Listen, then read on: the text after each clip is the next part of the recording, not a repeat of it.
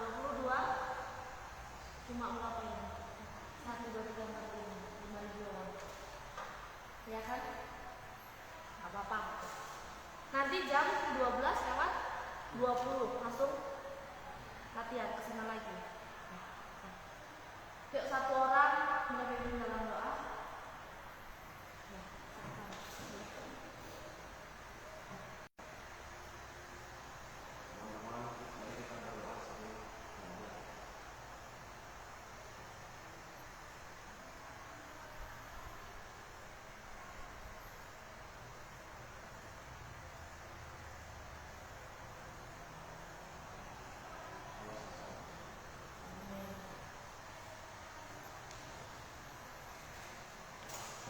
Ini ibu cek dulu ya yang hadir.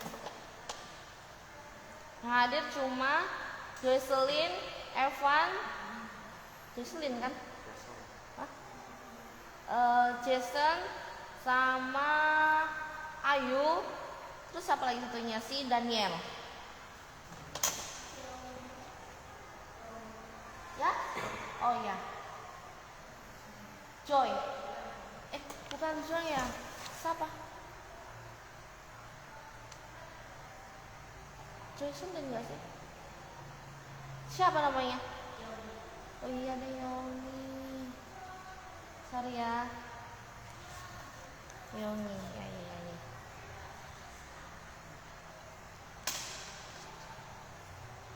Nah, kita tahu ya, kita belajar kemarin kita kebanyakan di libur.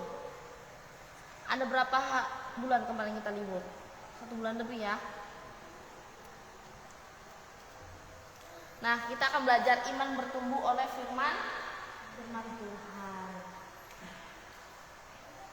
Nah, di sini kita akan belajar dari topik iman bertumbuh oleh firman Tuhan.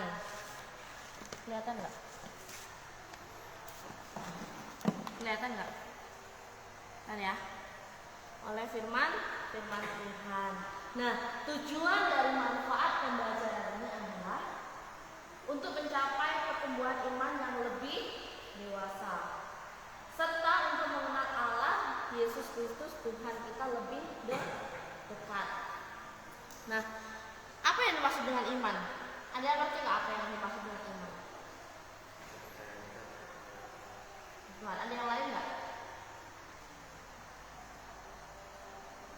Iman. Ayo, ada yang lain pengertian dari iman?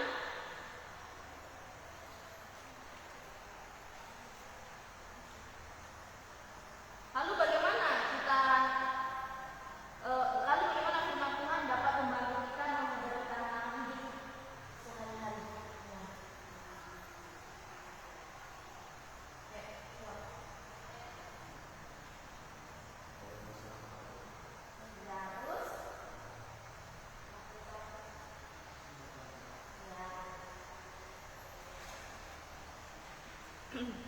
Nah, pada hari ini kita akan baca nih. Next. Iman bertumbuh oleh firman Tuhan. Bawa Alkitab. Kita buka di dalam 1 Yohanes 15 ayat 16. Di sini ada. Yohanes 15 ayat 6. Kelihatan nggak? Yuk kita baca bersama. 1, 2, 3. Barang siapa tidak tinggal di dalam aku, ia dibuang keluar seperti ranting dan menjadi kering. Kemudian dikumpulkan orang dan dicampakkan ke dalam api lalu dibakar. Amin. Nah, makna dari konteks dan dari ayat ini dari di Yohanes 15 ayat 6 adalah ini. Yesus itu adalah pokok anggurnya. Lalu rantingnya itu siapa? Rantingnya siapa? Rantingnya itu adalah muridnya. Jadi Yesus itu diibaratkan menjadi pokok anggur. Lalu muridnya itu adalah rantingnya. Nah, dalam konteks pasal ini Yesus menggambarkan dirinya itu sebagai pokoknya, pokok anggur. Dan para pengikutnya itu kita semua, ini adalah rantingnya. Nah, ranting hanya bisa hidup dan menghasilkan buah jika menempel pada pokok anggur. Coba bayangin kalau ranting itu nggak ada akarnya, nggak ada pokoknya, dia nggak akan hidup. Gentayangan kan, abstrak, nggak kelihatan. Nah, ibarat Yesus itu seperti itu. Artinya hubungan yang erat dan terus-menerus dengan Yesus adalah kunci kehidupan rohani. Jadi ranting itu tidak akan bisa hidup tanpa pokoknya. Nah, pohon itu kalau tanpa ranting juga nggak bisa berbuah. Berbuahnya nggak banyak. Coba bayangin pohon yang lurusnya apa? Cemara ya. Nah, pohon cemara ini cuma lurus saja kan. Dia nggak ada ranting-rantingnya, dia nggak jadi cantik. Coba bayangin aja kalau cuma lurus kan. Nah, terus di bawahnya tuh tidak tinggal di dalam aku. Nah, ini mengacu kepada orang yang tidak memiliki hubungan kepada Tuhan Yesus. Mungkin secara lahiriah itu mengaku percaya, tetapi sebenarnya dia tidak memiliki hubungan rohani, hubungan yang sejati sama Tuhan. Nah, mereka tidak berbuah, mereka tidak menghasilkan kebaikan, kasih, pertobatan, dan lain-lain. Lalu di bawahnya itu tulisan kan, dibuang, dicampakkan, lalu dibakar. Nah, ranting yang tidak menempel pada pohonnya itu, dia tidak mendapatkan sari kehidupan. Tahu kan sari kehidupan? Nah, sehingga menjadi kering dan tidak berguna. Dalam kehidupan rohani, ini tuh menggambarkan seseorang yang tidak dipenuhi oleh Roh Kudus, sehingga tidak memiliki kehidupan yang sejati di hadapan Tuhan. Lalu di bawahnya lagi kan, dikumpulkan dan dibakar. Nah, ini adalah gambaran tentang penghakiman. Dalam Alkitab, api itu sering melambangkan apa? Melambangkan apa? Penghukuman. Terus dan apa? Dosa. Nah, dalam ini membakar ranting itu simbol dari akhir tragis, semuanya akhir. Kalau udah nggak berguna ya udah dibakar aja, jadi abu kan. Jadi itu melambangkan simbol akhir yang untuk hidup terpisah dari Kristus. Gitu. Coba bayangin, udah kering, terus dicampakkan, nggak digunain, dibakar dulunya jadi abu. Terus jadi abu ya udah nggak ada lagi, ya kan? Coba bayangin kan, sedih banget kan? Nah, selanjutnya Alkitab, yuk kita baca 1, 2, 3. Alkitab adalah firman Allah yang diilhamkan oleh Allah kepada orang-orang pilihannya untuk dimediakan dan disatukan menjadi satu kumpulan tulisan agung yang memuat kehendak Allah. Kalian nulis kan? Nah, ini berarti bahwa isi dari Alkitab itu benar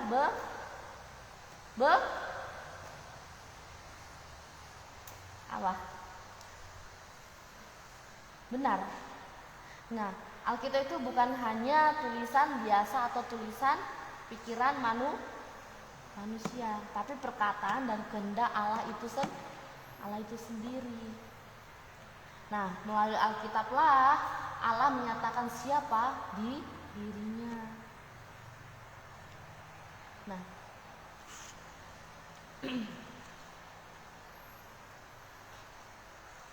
lalu 3.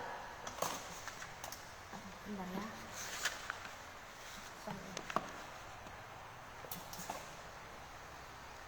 Yuk kita buka lagi di Matius 4 ayat keempat. Di Matius 4 ayat yang keempat. Si Jason sama ini mau latihan ya? Udah 12.20. Gimana? Mau latihan sekarang? Harus ya? Oke lah, boleh. Kita kita tinggal bertiga, maju aja. Kalau mau latihan, latihan.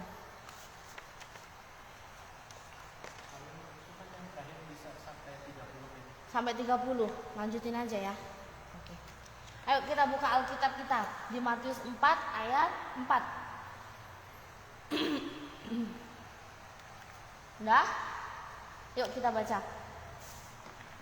Matius, nggak ada yang bawa Alkitab ini? Matius 4 ayat yang ke-4. 1, 2, 3.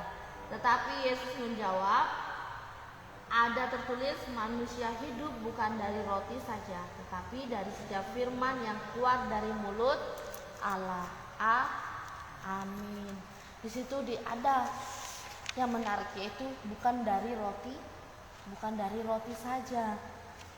Roti itu adalah makanan jasmani, kebutuhan fisik. Yesus mengingatkan bahwa manusia bukan hanya tubuh, tetapi juga jiwa dan roh. Nah, jadi walaupun makanan itu penting, itu bukan satu-satunya sumber kehidupan kita. Tapi dari setiap firman yang keluar dari mulut Allah. Firman Allah itu adalah kebenaran yang menghidupkan, mengarahkan dan memberi kekuatan rohani. Coba bayangin, fisik kita yang diisi terus sama roti, sama makanan, lama-lama kita gendut kan? Terus yang lain jiwa sama rohnya nggak diisi, kosong, tong, kena cobaan sekali udah jatuh. Jadi harus seimbang tubuh, jiwa, dan roh. Fisik kita butuh makanan, roh kita juga butuh makanan. Coba kalau bayangin misalnya cuma fisik kita yang setiap hari yang kita isi terus, gimana? Gendut enggak? Jadinya, ya kan? Makanya jiwa dan roh juga penting, harus diisi oleh firman Tuhan setiap hari agar tidak lemah atau mati secara rohani. Itu terdapat di Roma 10 ayat 7. Jadi iman timbul dari pendengaran dan pendengaran oleh firman Kristus. Roma 10 ayat 17.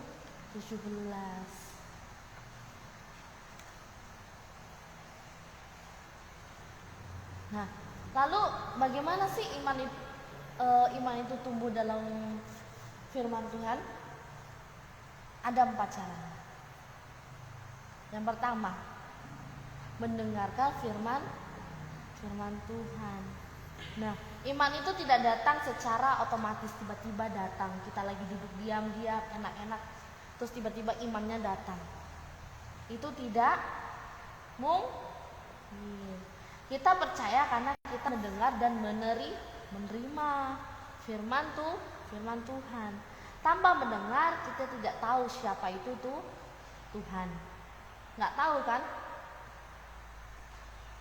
Tidak mengerti janji-janji itu Tuhan. Tidak bisa percaya dengan sungguh-sungguh.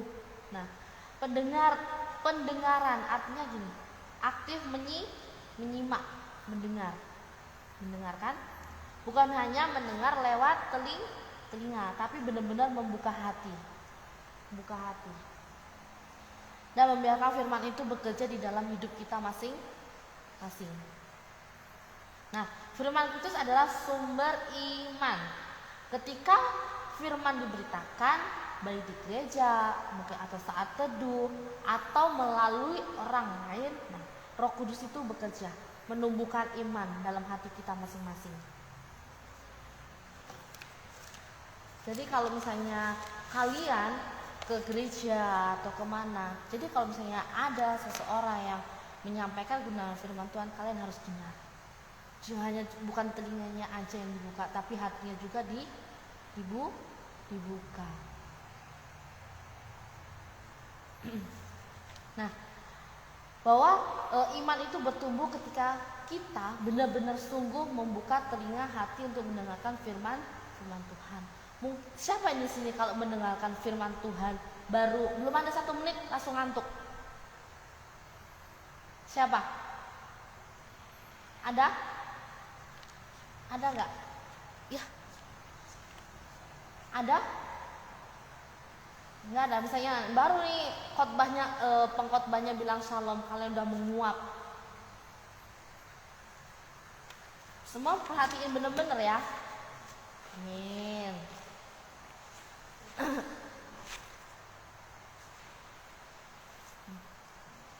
Nah, kita buka lagi di Yesaya 46.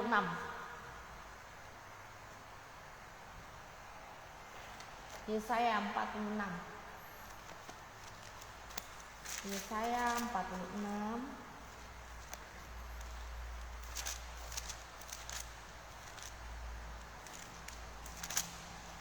Besok bawa Alkitab ya untuk depan. Yesaya 46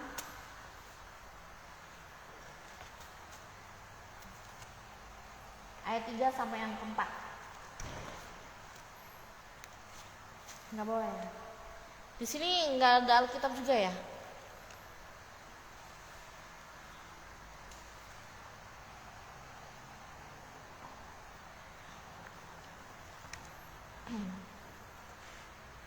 Yuk kita baca ayat yang ke-3 sampai yang ke-4.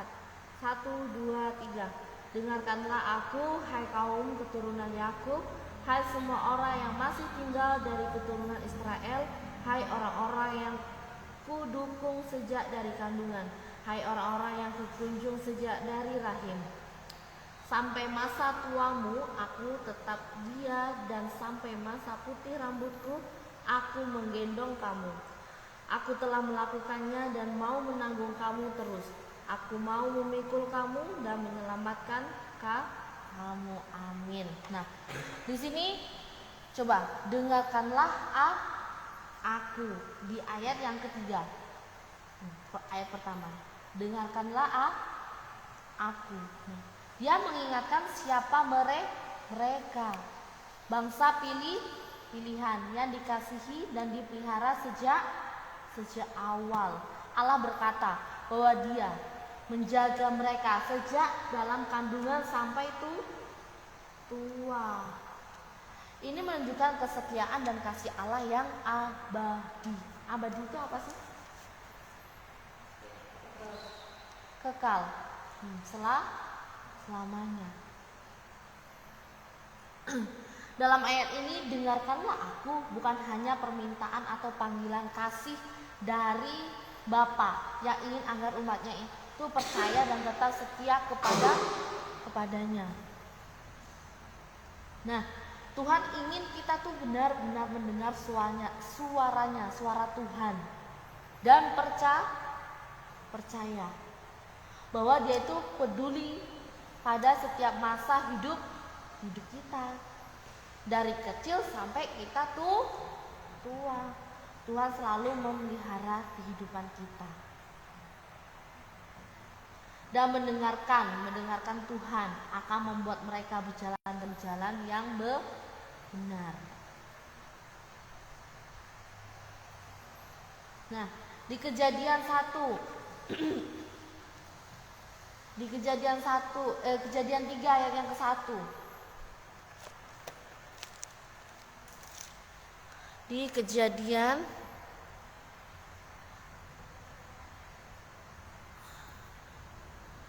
udah 30.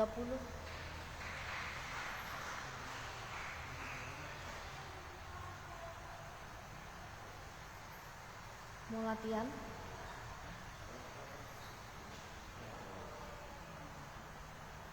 Gimana?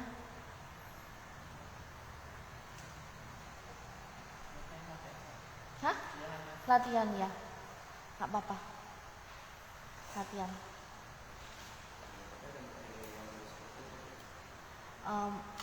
Ini kan coba.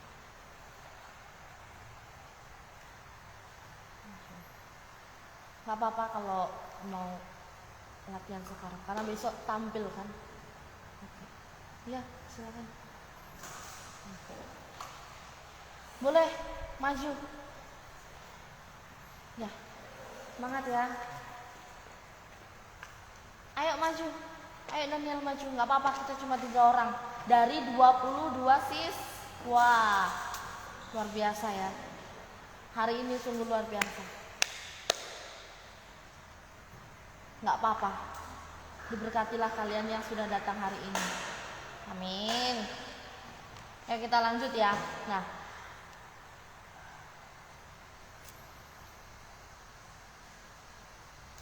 kalian nggak bawa Alkitab ya? Betul.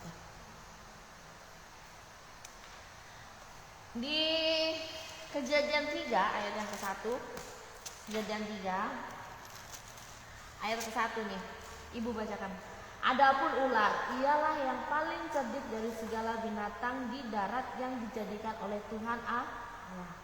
Ular itu berkata kepada perempuan itu, tentulah Allah berfirman, semua pohon dalam taman ini jangan kamu makan buahnya, bukan? Nah, ular itu berkata kepada perempuan itu kan, tentulah Allah berfirman, semua pohon dalam taman ini jangan kamu makan buahnya, bukan, tanda tanya. Nah, penjelasan nih, ular itu melambangkan apa sih? Ular melambangkan iblis, benar. Atau sang penggoda. Nah, dalam konteks Alkitab, ular adalah alat yang dipakai iblis untuk menipu manusia. Nah, strategi iblis itu memutarbalikkan firman Tuhan. Ular tidak langsung menyuruh Hawa berdosa, tapi membuat Hawa meragukan perkataan Allah.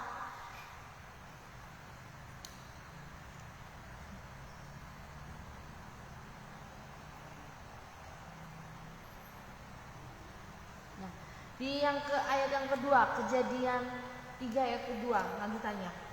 Lalu sahut perempuan itu kepada ular itu, buah pohon-pohonan dalam taman ini boleh kami makan, Nah, Hawa menanggapi godaan itu, dan ini sudah langkah awal kejatuhan siapa? Nah, meskipun jawabannya itu benar, karena Tuhan memang mengizinkan makanan dari semua pohon kecuali satu. Hawa mulai berdialog dengan godaan.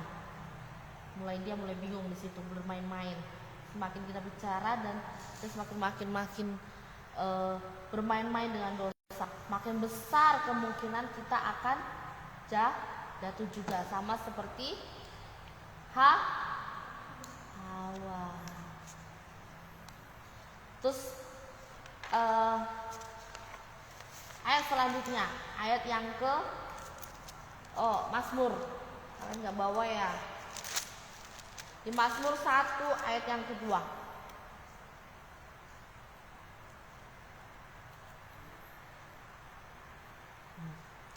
Tadi yang pertama apa? Bagaimana caranya iman kita bertumbuh? Mendengarkan firman Tuhan. Yang kedua, menyukai firman Tuhan. Di Mazmur 1 ayat 2, tetapi yang kesukanya ialah Taurat Tuhan, dan merenungkan Taurat itu siang dan malam. Nah, kesukaannya ialah Taurat Tuhan. Taurat Tuhan itu apa sih? Tuhan, ajaran, perintah, dan kebenaran dari Allah. Orang tidak hanya tahu firman Tuhan, tapi menikmati dan menyukainya juga. Seperti orang yang suka makanan favoritnya. Sama dengan firman. Kalau kalian suka makanan, kalian cari terus gak makanan itu? Kalian misalnya suka apa?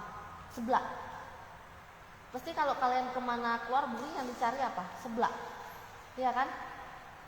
Sama kalau firman Tuhan, kalau kita sudah menyukai kebenaran firman Tuhan, suka sama Alkitab, pasti kita kalau sehari gak baca Alkitab tuh kayak rasanya ada yang aneh. Nah, firman itu bukan beban, tapi sukacita yang membuat hati tenang dan hidup terarah. arah. Coba bayangin kalau kita nggak ada pegangan pedoman hidupnya. Hidup kita kemana? Lari ke sana, lari ke sini kan?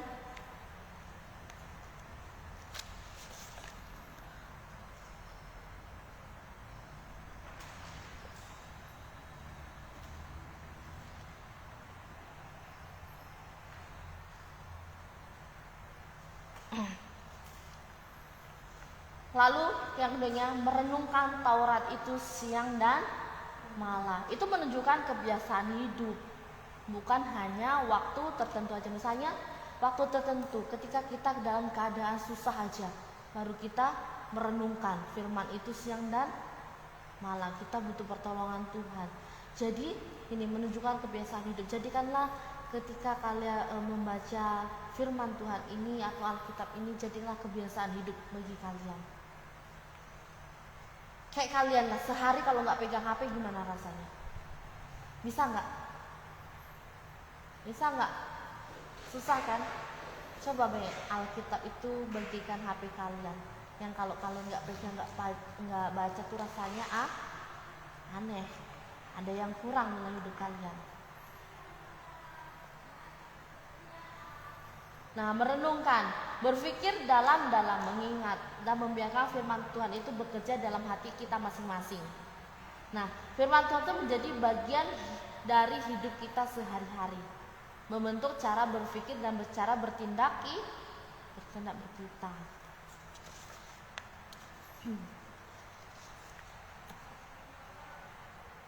Kalau di Mazmur 119 ayat yang ke-27, nah itu kan ada tulisan kan, aku mencintai perintah-perintahmu. Nah, berarti kita harus ada rasa kagum, hormat, dan ketertarikan.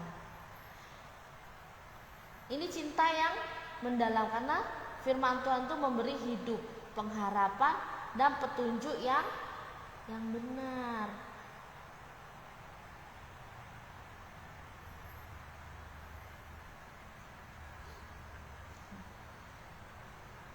Selanjutnya menyukai firman Tuhan. Tadi udah ya menyukai firman Tuhan ya. Yang ketiga, mempelajari firman Tuhan di bagian Mazmur 1 ayat 2b. Tetapi dan yang merenungkan Taurat itu siang dan malam. Tadi Taurat Tuhan adalah apa? Masih? Apa Daniel? Orang benar tidak merasa terpaksa saat membaca firman Tuhan. Kalian merasa terpaksa nggak kalau membaca Alkitab? Atau menjadi beban bagi kalian?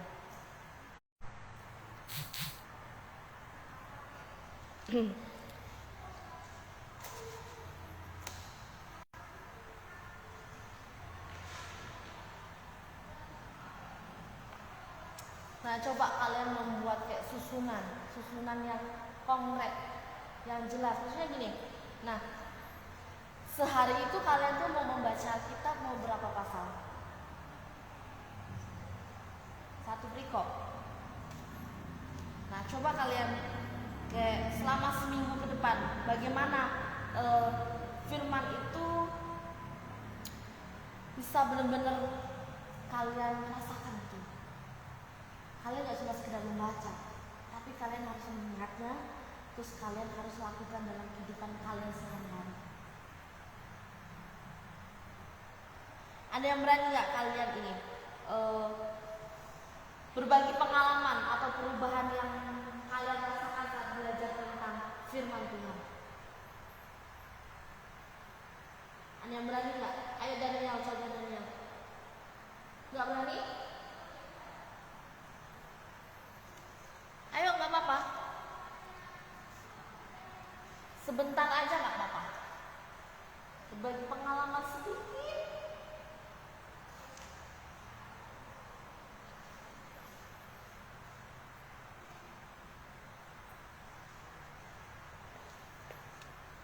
Ayo. Boleh?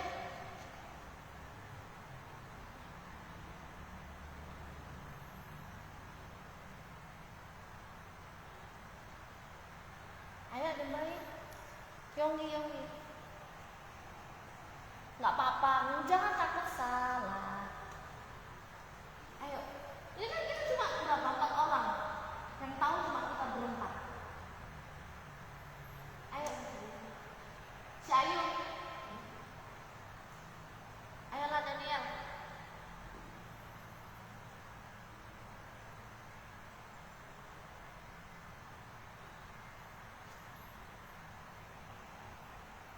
Udah, kalian coba tulis menit kalian masing-masing. Misalnya gini, saya harus membaca sehari 1 pasal.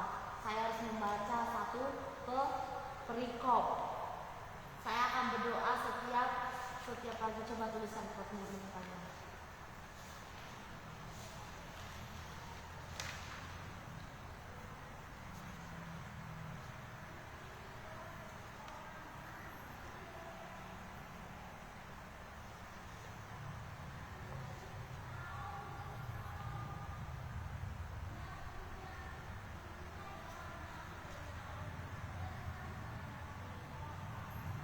Kalau kalian udah berjanji, kalian harus lakukan ya.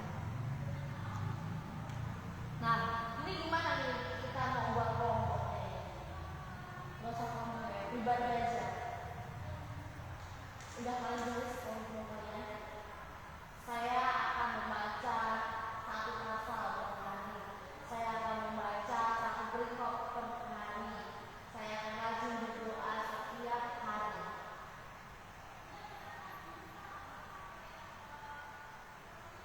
Gimana?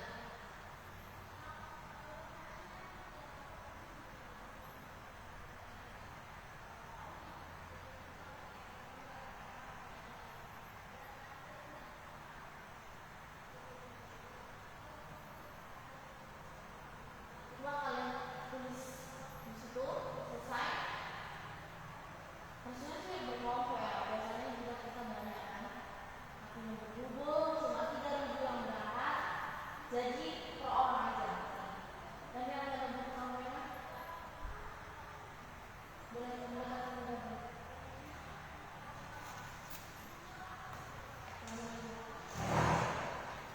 Nah, tugasnya gini, bagaimana kamu dapat memperkuat imanmu dalam menghadapi tantangan hidup? Bagaimana caranya kamu dapat memperkuat imanmu dalam menghadapi tantangan hidup?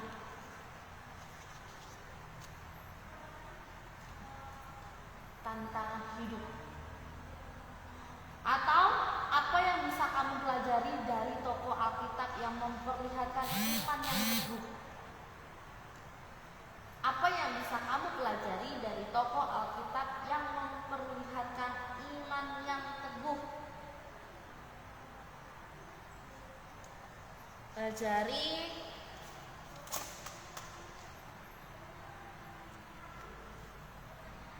kayak kalian boleh diskusikan.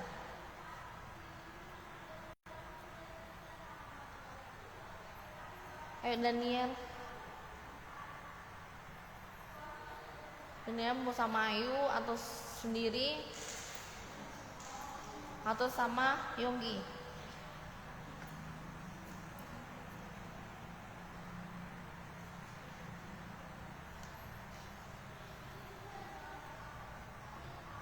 Ayo Daniel.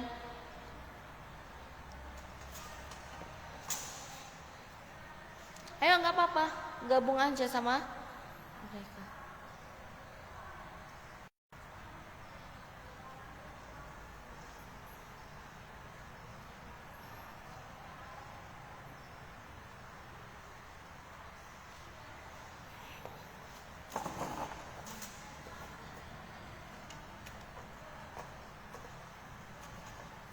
Kalau misalnya kalian ada yang perlu ditanyakan, nah, bagaimana iman kalian dapat memperkuat imanmu dalam menghadapi tantangan hidup?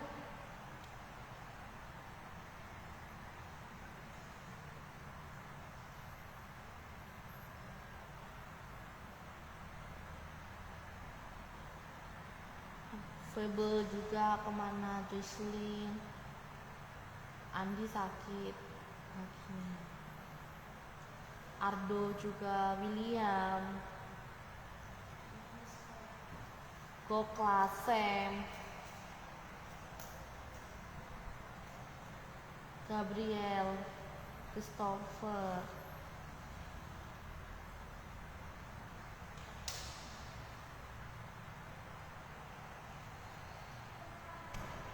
Waktunya 2 menit aja ya.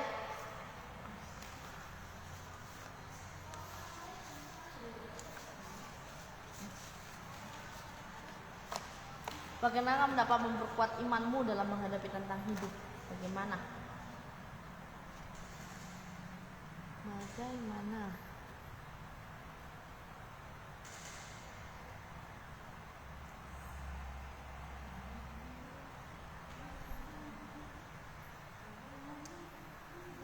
Apa yang bisa kamu pelajari dari tokoh Alkitab yang memperlihatkan iman yang teguh?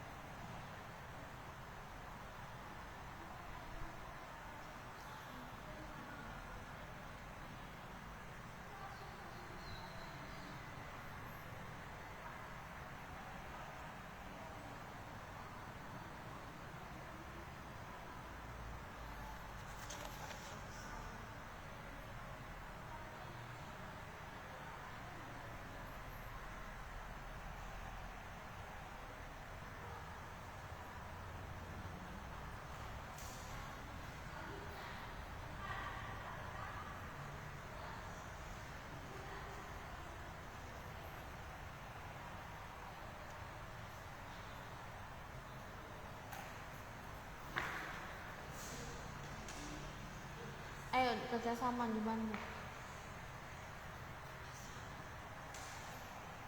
Bagaimana kamu dapat memperkuat imanmu dalam menghadapi tantangan hidup?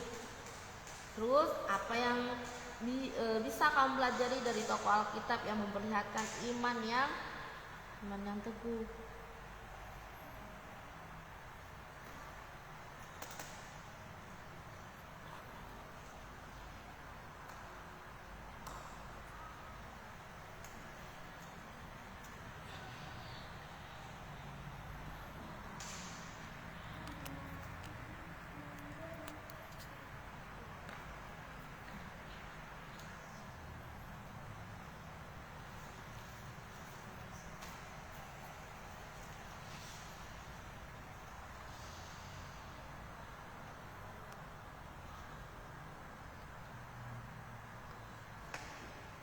Udah?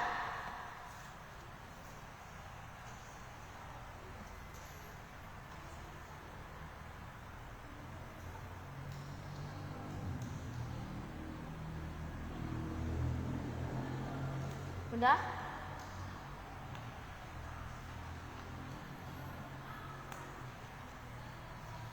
Ayo coba bacakan. Yonggi. Ayo yang sekarang yang keras. Bacakan bagaimana? Contohnya kamu dapat datang sama Tuhan. Datang sama Tuhan, kamu datang sama Tuhan gitu melalui apa? Melalui doa. Terus zakat, baca firman. Coba ayo satu orang aja ceritakan pengalaman kalian yang nyata gitu loh, tentang pengalaman iman kalian ketika kalian merasa kesulitan atau apa ya, dihimpit masalah, kalian bisa bangkit melalui iman kalian. Ayo satu orang. Ayo. Masa kalian nggak pernah punya pengalaman? Atau kalian pernah sakit, dirawat di rumah sakit? Ayo boleh. Ayo. Satu orang aja. Ayo Ayu. Ayo Daniel. Ayo Daniel. Enggak ada pengalaman iman? Kalian merasa kesulitan ketika mungkin kalian mengerjakan sesuatu atau tugas kalian yang banyak kalian nggak bisa, terus kalian yang kalian akan lakukan berdoa dulu,